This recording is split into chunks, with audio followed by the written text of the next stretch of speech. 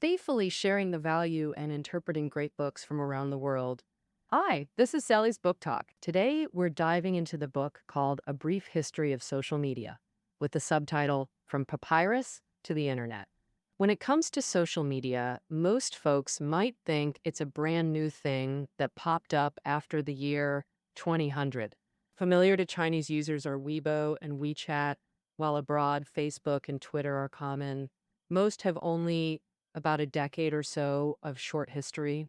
But the book we're exploring today suddenly pushes social media's history way back to ancient Rome, 2,000 years ago. The author, Tom Standage, believes that when info spreads through social networks, with people from all over joining the same discussion and forming groups based on different views, it creates a social media. As early as the 1st century BC, the ruling elites of the Roman Republic used letters written on papyrus to swap information. Later, whether it was Martin Luther's Reformation or the French Revolution, social media played a key role in them. Standage graduated from Oxford University and is a seasoned British media pro. He's now deputy editor at The Economist, handling digital strategy for this iconic magazine. And that was overstated by 88. He's also a prolific writer, especially good at using a historical lens to explain current tech, science, and economic topics. We at Sally's Book Talk previously covered his books, A History of the World in 6 Glasses, and An Edible History of Humanity. Today's A Brief History of Social Media was published by him in 2013 and named Book of the Year by the Financial Times and The Economist. In the book, Standage not only details the evolution of social media over 2 millennia, but also tackles historical debates around it. For instance, does social media boost social progress or drag down public discussion quality? Does using it make us more efficient or just waste time? Next up, I'll break this book down into 2 main parts for you. First, how has social media evolved over 2,000 years, and what social changes has it driven? Second, what are the main controversies about social media in history, and what insights do they offer us? Let's kick off with part 1, how human social media evolved. We're naturally social creatures. To keep groups stable and our place in them, we evolved brains that handle social info well and developed language and writing to communicate better. According to archaeological finds, the earliest handwritten writing appeared in Mesopotamia around 3400 BC, where people carved simple images and symbols on clay tablets to record transactions of bread and beer. The invention of writing was a prerequisite for social media's birth, allowing humans to extend information exchange across time and space so absent people could join discussions. However, for millennia after writing emerged, literacy remained an elite privilege, limiting information spread and participation. It wasn't until 1st century BC Rome, with rising public literacy and the advent of road couriers, that long-distance written communication became possible, enabling widespread participation in information networks. Thus, social media was born. Since then, social media's evolution has unfolded in 4 stages: handwritten, printed, mass media, and digital interconnected phases. First, let's explore the handwritten stage to see how 1st century Romans used papyrus and graffiti to build the earliest social network. Back then, the Roman Republic dominated the Mediterranean, controlling lands stretching from Spain to Turkey, including southern Europe and North African coasts, all while expanding.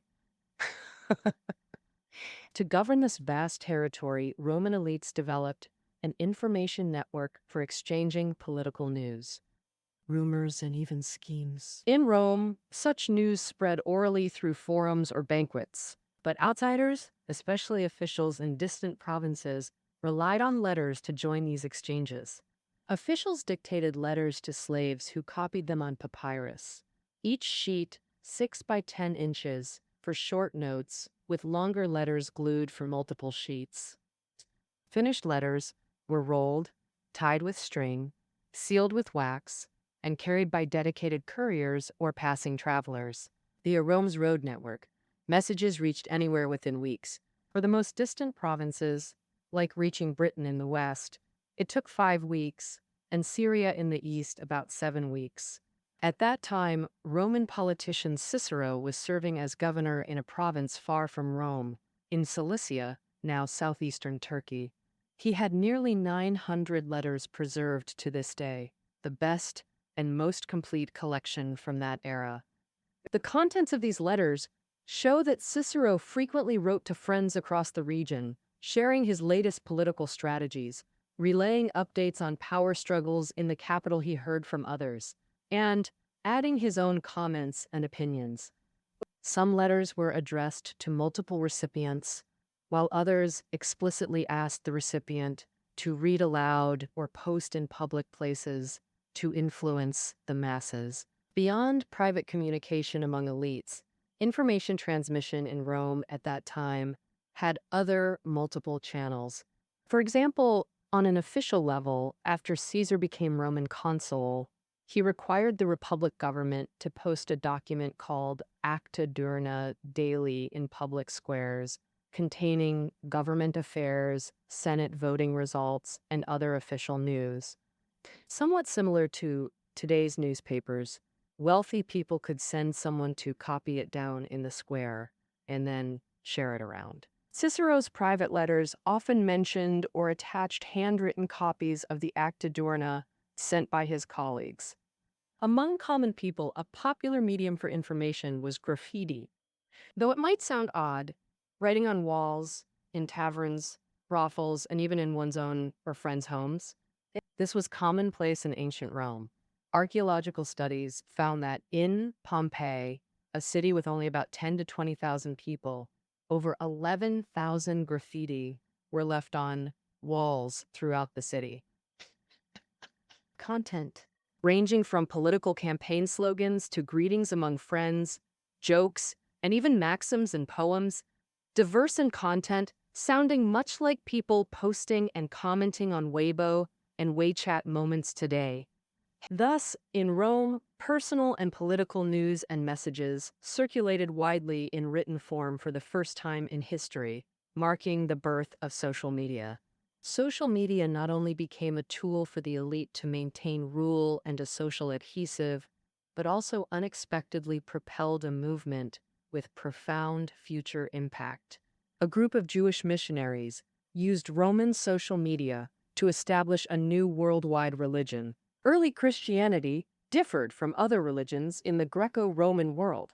Besides preaching, it heavily relied on written documents to spread its doctrines. From the mid-1st century AD, Christian churches along the Mediterranean coast began constantly exchanging letters and documents. The most famous among them are the Apostle Paul's epistles.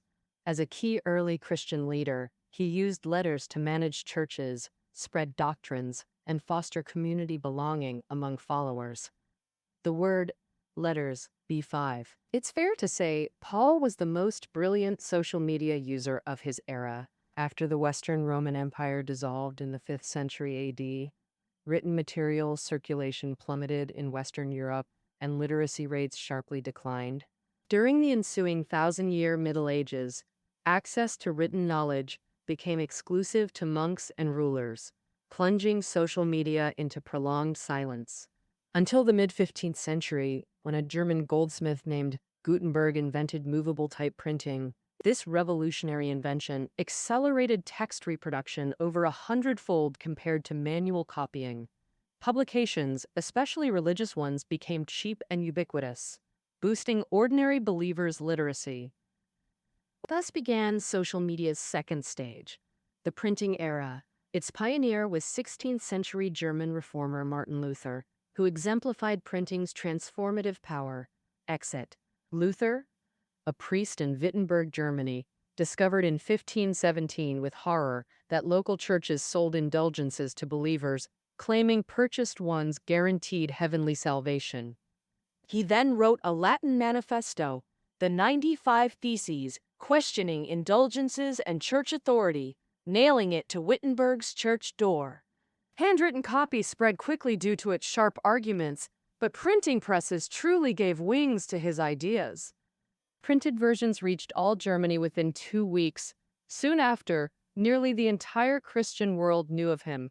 This powerful essay ignited the Reformation.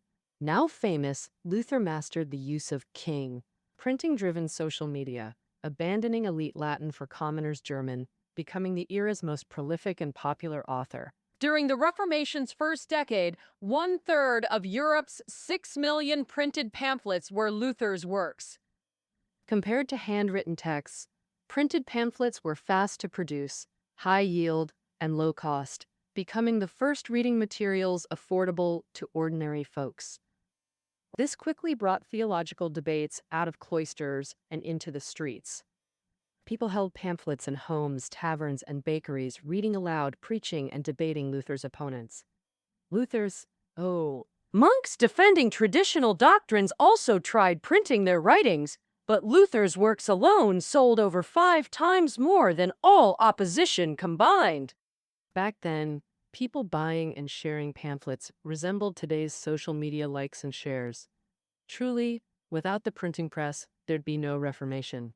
Decades after this Reformation, marking modern Western society's dawn, printing presses ignited an Enlightenment movement in science.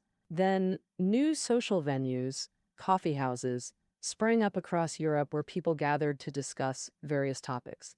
For instance, some cafes catered to politicians, others to financiers swapping market news. Some attracted poets and artists, while others drew scientists to freely propose hypotheses and debate.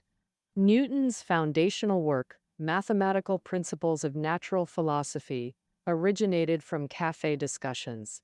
Ideas formed in cafes became journal papers, mailed across Europe via postal networks, letting even remote enthusiasts track advances in astronomy, physics, and chemistry, while building on each other's research. Oh, that's so funny! Mass-printed and mailed scientific journals essentially created a social network for scholars, hugely boosting 17th century Western innovation. Interestingly, spreading print technology didn't erase handwritten culture. Cheap prints actually boosted literacy, making handwritten culture more widespread and vibrant. In the 16th, 17th centuries, Europeans passionately shared handwritten poems, letters, and copied knowledge, essays, recipes, jokes, into large, commonplace books. These resembled modern scrapbooks, circulating among friends, especially since rulers censored printed materials from the start. When people wanted to criticize authority or express political discontent, they'd pass handwritten satirical poems, essays with coded language, even political manifestos. So social media's second stage, the printing era, was more accurately a coexistence of print and handwritten communication. It was from this phase that freedom of expression and publishing came to be seen as innate human rights. By the late 18th century, when America and France ignited revolutions against colonialism and tyranny, printing not only fueled these flames, but freedom itself became a core revolutionary achievement. In America, debates against British colonial taxes unfolded in newspapers, a then emerging medium. The Boston Tea Party, catalyst for the Revolutionary War, was orchestrated by the owner of the radical Boston Gazette. The era's most influential work was Thomas Paine's pamphlet Common Sense, which opposed pro-British elites, fervently advocated independence, and sold 250,000 copies in a year, unifying Americans behind revolution. In France, 1788 to 1789, pamphlets condemning the regime flooded streets, revealing surging public anger before the revolution. As revolution advanced, press controls crumbled alongside the old regime's authority. Philosopher Condorcet celebrated, "Only through printing can a great nation truly debate." Indeed, print media crucially propelled Western society's transition from medieval to modern. By the early 1800s, steam-powered presses industrialized publishing, ending manual operations. When social media bus entered its third developmental stage. The mass media phase, where newspapers, TV, and radio delivered information to vast audiences with unprecedented efficiency. Hence called mass media. However, the author argues that technology and capital now empowered mass media to centralize filter, then distribute information, like adding a filter between information and audience, deviating from social media's core function onto a divergent path. Why do we say that? Take newspapers as an example. Steam-powered printing completely transformed their operations. Before this, starting a newspaper required little investment, just a few $100s. Papers rarely hired full-time reporters, mostly publishing official announcements. Reader letters, petitions, or reports copied from other newspapers.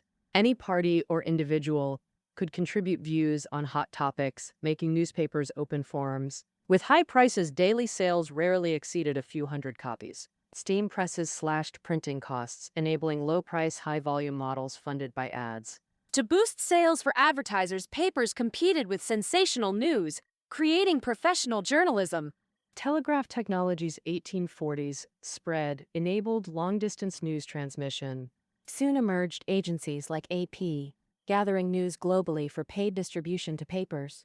This turned newspapers from local crafts into profit-driven industries with politically powerful magnates. But in this process, newspapers' role as public forums faded, becoming one-way content channels. Readers transformed from discussion participants into pure information consumers.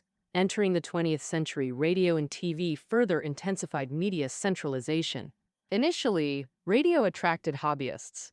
Pre-W1 America alone had 170,000 amateur stations where anyone could enjoy wave searching. But wartime government frequency monopolies and post-war commercial radio concentrated broadcasting in few corporate hands. Later TV, costly and complex, never had a decentralized early phase. From birth, it was centralized, one-way media. People sat motionless before screens, passively absorbing information, a widespread cultural phenomenon. Therefore, the author believes that mass media deviated from the industrial era. Previously, social media continued its function for thousands of years, allowing people to create, spread, share, and provide feedback on information without any filter. One could even say that mass media moved in the opposite direction of social media. Entering the 21st century, internet technology brought social media into its fourth stage, the digital interconnected stage. The author believes that it is in this stage that social media underwent a rebirth. Social media based on sharing, forwarding, and personal recommendations after being suppressed by mass media for a century and a half, and, has made a strong comeback with the tailwind of the internet. The new generation of social media we use today, from early blog sites to Twitter and Weibo to Facebook, WeChat, Instagram, and YouTube that allow people to share updates and news with each other, enables anyone to easily access and share information. People no longer need to get information filtered by editorial departments from newspapers, radio, or TV, but can directly receive firsthand news from governments, businesses, experts, and celebrities by following accounts or adding friends.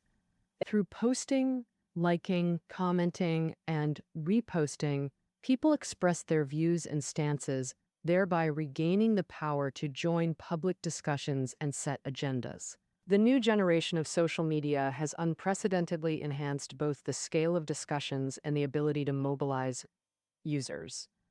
It is generating profound social and political impacts. The author reflects that in the long river of historical development, advancing technology has enabled more and more individuals to share their thoughts with others in increasingly convenient ways. Today's social media can be seen as the pinnacle of this long-standing historical trend. However, the author does not believe that digital social media can simply charge ahead on its current path. He expresses caution towards a new and increasingly prominent trend of centralization.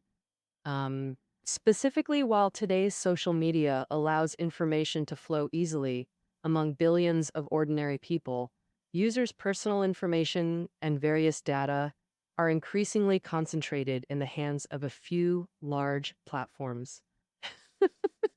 This brings two consequences. First, these platforms have enormous power to terminate user accounts and censor information. The controversy over Twitter suspending former U.S. President Trump's account before the election confirms these concerns. Second, these platforms still rely mainly on ad revenue, but advertisers' interests don't always align with users. For example, social platforms use algorithms to push emotionally provocative content to users, to lure them into spending more time on platforms and seeing more ads. The author believes this new centralization trend should be curbed. Social media's advancement requires full decentralization. His vision involves more distributed platforms where users, not companies, directly control personal data. Actually, this has been widely discussed in the industry recently. Imagine seamlessly sharing between WeChat and Weibo accounts without separate logins. Social companies should pay users for permission to use their personal information. We've reviewed social media's 2,000-year evolution through handwritten, printed, mass media, and digital interconnected stages. While repeatedly driving social change and tech progress, controversies around it persist. Now to part 2. Historical controversies about social media, categorized into 4 types. First, does it enliven public debate or trivialize public space? Every era hears complaints that social media degrades public discourse quality. 16th century Dutch thinker Erasmus's printing complaints are classic examples. He said, "Printers flooded the world with stupid, ignorant, maliciously blasphemous pamphlets and books." He believed only classics deserved serious study. New books harmed scholarship. Fast forward to today. With social media overflowing with racism, sexism, hate, and abuse, many despair at online discourse quality. The author notes, whenever tech eases opinion sharing, intellectuals complain unqualified people publish inappropriate content. Authorities whose power and interests are threatened will impose obstacles like censorship. But as British thinker Milton argued in Areopagitica, greater free speech means bad ideas circulate alongside good, allowing prejudice to vent before being refuted through debate. But this is far better than pretending such views don't exist. The saying, "truth becomes clearer through debate," captures this principle. The second controversy, how effectively can social media drive political reform and social change? Supporters point to the Reformation, American independence, and even the Arab Spring. In these events, social media clearly unified public opinion and mobilized movements. Critics argue boiling public sentiment meant change was inevitable. Social media merely amplified it, and online support might even reduce real action since people feel they've already contributed. And, the author's stance, neither fully crediting social media for social movements nor dismissing its role entirely. If social change is like lighting a fire, social media isn't the igniter, but the accelerant, spreading flames. Another concern, social media serves progressive forces but also empowers surveillance-heavy governments and radical groups like terrorists. And more people, the author acknowledges this valid worry remains unresolved today. The third controversy, does it boost efficiency or waste time? In ancient Rome, while Cicero eagerly exchanged news, others scorned such behavior. In the 17th century, cafe socializing was seen as the enemy of hard work. Today, many Western companies ban social media during work hours, viewing it as slacking off. But history seems to have answered such debates. Roman social media was the adhesive binding that vast superpower together. 17th century cafe socializing spawned innovations in science, finance, and commerce that influenced future generations. Today, McKinsey research shows social media boosts knowledge workers' productivity by 20 to 25%. The fourth controversy, does social media distance us from important people in our lives? Our generation of social media users feels this especially deeply. Many today prefer chatting with online friends over interacting with family. People sit together yet stare at separate phones, a ubiquitous scene. Hence, unplug movements emerged globally urging reduced tech use, though the author remains unworried. He notes, 50 years after Bell's 1876 telephone invention, 1926, San Francisco surveys asked, Does the phone make people more active or lazy? Will telephones destroy family life and visiting traditions? The author believes new tech disrupts behaviors. Societies need chaotic adjustment periods before evolving better norms. Today's demonized tech often becomes tomorrow's healthy tradition. We've reviewed 2,000 years of social media's evolution, how it transformed human interaction, its future direction, and major controversies. As the author states, whatever form future social media takes, it'll remain with us as long as humans need connection.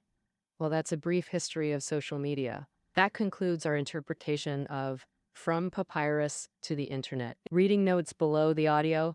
See you next time.